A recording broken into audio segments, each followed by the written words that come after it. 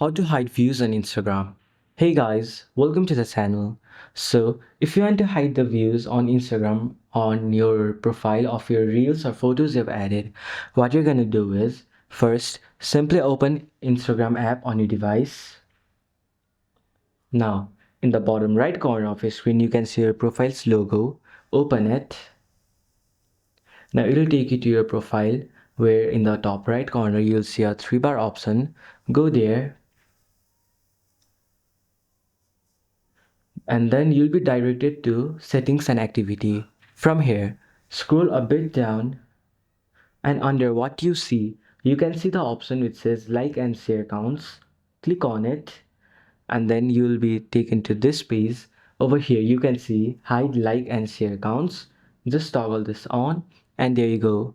Now the number of likes and share has been hidden from other people, and this also applies to the Thread app. So this is how you can hide views or likes on Instagram. So hope you like this. Thank you for watching until the end of the video and see you in the next video.